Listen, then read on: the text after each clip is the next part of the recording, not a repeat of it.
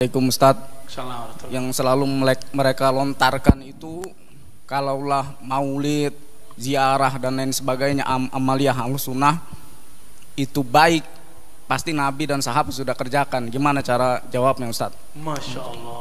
Kita bilang asabta anta, ente benar. Kalau maulid itu benar, pasti Nabi sudah lakukan. Betul, dalam hadis Muslim Nabi ditanya, kenapa engkau mengajarkan kami puasa hari Isnin, hari Senin? Apa jawaban Nabi? Zaka yaumun wulidtu fi, itu hari aku dilahirkan. Jadi puasa hari Senin itu puasa maulid. Maulid artinya apa sih? Hari lahir. Kalau nggak ngerti kita kasih tahu ke mereka ya. Maulid itu kawan, ya akhi ya, al maulid artinya adalah hari lahir ya. Boleh gak memperingatinya dengan cara puasa? Boleh. Dengan sedekah? Boleh. Hatta Ibnu Taimiyah membolehkannya. Faham? Itu apalagi ziarah. Ya salam, Nabi itu hampir tiap kali nginep kepada Sayyidah Aisyah ziarah ke Baqi. Ziarah ke Baqi. Antum cari Sahih Bukhari Muslim. Yang pernah dilarang itu perempuan, lalu kemudian dinasakh. Masa hadis mansukh masih dipakai? Enggak belajar hadis berarti. Hadisnya apa?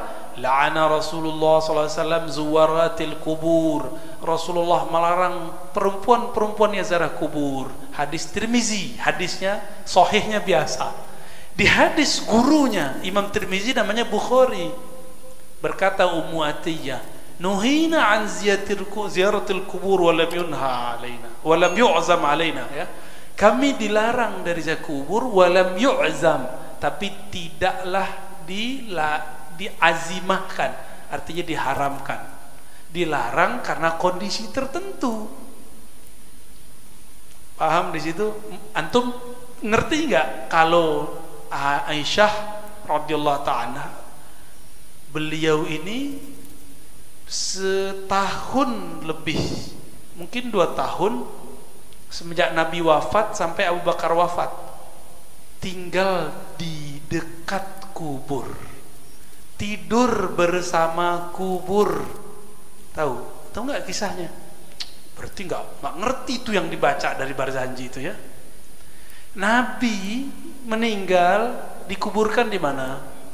Di kamar Aisyah. Aisyah waktu itu pindah enggak? Enggak. Aisyah tinggal di situ. Aisyah adalah sayyidat kuburiyin, adalah penghulunya para kuburiyin, kuburiyat. Selamat, antum punya dalil baru. Ya. Jadi kuburiyin itu sunnah ya. Tapi mereka punya istilah kuburiyin itu penyembah kubur.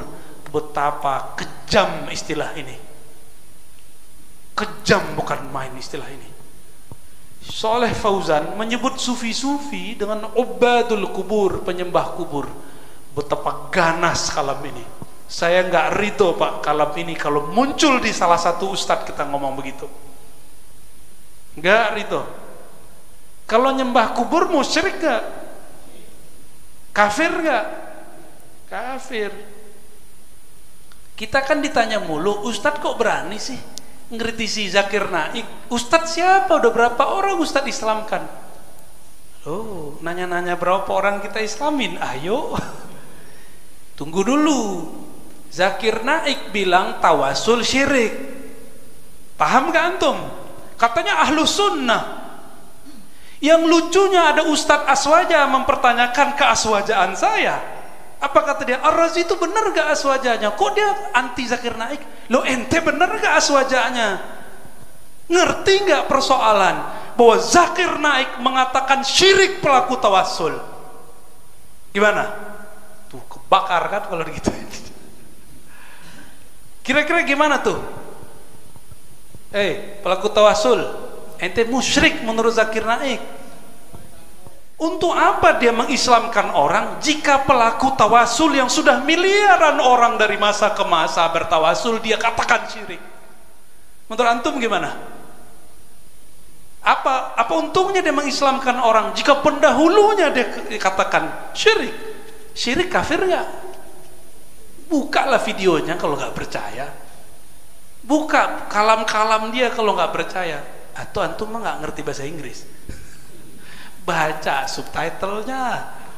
Ya salam. Ya, aneh ngomong begini udah kayak panglima perang aja nih. Emang kita harus siap, Pak. Emang mereka doang yang boleh bersuara besar. Dikit-dikit mana dalilnya? Emang kita nggak punya dalil, ya? 15 tahun kita disiapkan oleh guru-guru kita untuk menghafalkan dalil-dalil ini. Mau dalil mana aja boleh lah, insya Allah ya. Ini ilmu beliau, Rasulullah, ilmunya Allah. Kita kembalikan kepadanya. Jawabnya begitu ya. Kenceng dikit, jangan diam-diam aja antum. Untuk masalah begini kita boleh agak sedikit bertenaga lah. Tapi habis itu salamin dia ya, ajak salaman dia. Biar seru. Masa dia bilang mana dalilnya, kayak muka matanya mau melotot sama kita. Kita kasih dalil kabur. Iya enggak?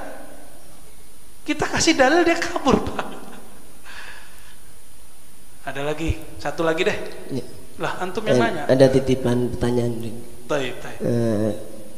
Perbedaan trilogi Tauhid Aswaja dengan Wahabi, karena umat kebanyakan mereka mengaku paling aswaja gitu. Mana ada Ahlus Sunnah membagi tauhid jadi 3? Tauhid ya nggak begitu. Tidak ada aswaja bagi tauhid. Nih ingat nih. Kenapa saya membagi Ikhwanul Muslimin menjadi beberapa bagian? Lalu orang yang tidak paham dengan saya kemudian mengatakan saya anti Ikhwanul Muslimin. Enggak, saya anti Ikhwanul Muslimin yang sudah kena trilogi tauhid. Itu udah gak aswaja lagi. Walaupun disebut gerakan Sunni. Syekh Hasan Al-Banna itu akidahnya sama dengan Al-Azhar, tanya beliau nih, tamatan Azhar, sama persis. Tidak membagi tauhid jadi uluhiyah, rububiyah, asma was sifat. Nabi pernahkah membagi tauhid jadi 3? Ada nggak dalilnya? Ada nggak dalilnya? Ada nggak di hadis? Ada nggak di Quran? Ada nggak ulama salaf yang mengatakan tauhid, uluhiyah, rububiyah, asma wa sifat? Ada nggak? Nggak ada. Terus kenapa mereka ngotot? Kenapa itu boleh? Oh ini namanya istiqra. Lah istiqra itu kan salah satu metodologi dalam filsafat. Katanya nggak boleh berfilsafat. Ya, katanya berfilsafat haram. Jadi teman-teman, nih rahasia kita nih, uluhiyah, rububiyah, asma sifat itu hasil dari filsafat Ibnu Taimiyah. Tuh rahasia kita aja ya. Katanya dia haramin filsafat, tapi dia berfilsafat. Oh ini ada dalilnya. Itu dalil kan pemahaman ente. Nabi kan nggak pernah ngomong begitu. Hei umat manusia, inilah dalil uluhiyah, inilah dalil rububiyah. Ada nggak begitu? Nggak ada. Buat-buatan dia aja tuh. Cuma dalam keilmuan Islam boleh nggak seseorang mengajukan suatu inovasi? Bagi kita sih boleh-boleh aja. Cuma kan kita mau menguji konsistensi mereka. Mereka konsisten nggak nih? Katanya nggak boleh bid'ah yang baru dalam ibadah, apalagi dalam akidah. Ini sekarang dia buat bid'ah dalam akidah. Boleh nggak pakai hadis dhaif dalam ibadah menurut mereka? Boleh nggak? Nggak boleh. Sekarang mereka kalau buka kitab tauhidnya Muhammad bin Abdul Wahab, ketemu di situ hadis dhaif yang luar biasa, lebih dari 5. Yang saya teliti baru separuh saya teliti ya, belum nyampe semua. Karena udah ketemu 5 ya sudahlah. Oh berarti ada hadis dhaif. Ada hadis dhaif di kitab akidah mereka, gimana kira-kira? Terus selama ini kawar-kawar maksudnya apa? Tidak boleh beramal dengan hadis dhaif. Ini dia berakidah dengan hadis dhaif. Berarti akidahnya bermasalah gak? Bermasalah, Pak. Nantilah. Ini isinya judulnya apa? Manhajus salaf fi fahmin nusus. Manhaj ulama salaf versi orang bersanad dalam memahami nas, teks-teks Al-Quran dan Sunnah.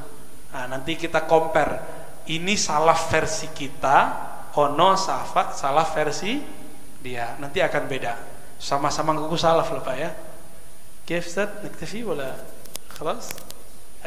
Baik teman-teman, sahabat-sahabat, bapak-bapak, para masyayikh, para asatiz, mohon maaf ngaosannya dipasin dulu ya, ngaji kitabnya. Insya Allah kita lanjutkan di bulan depan, mungkin bukan di pekan ketiga, biar nggak tiba-tiba bentrok ya. Insya Allah nanti kita cari malam minggu yang lain, insya Allah nanti saya kabar-kabari dengan Ustadz Fikri. Mohon izin saya langsung jalan, para muhibbin tidak perlu salam banyak-banyak, bil kulub selesai ya. Mohon doanya untuk kami yang sedang berjuang berdakwah, untuk guru-guru kami, untuk kita semua. Al-Fatihah. Bismillahirrahmanirrahim. Iyyaka na'budu wa iyyaka nasta'in. Ghairil maghdubi 'alaihim waladdallin. Amin. Salam takzim buat antum semua. Assalamualaikum.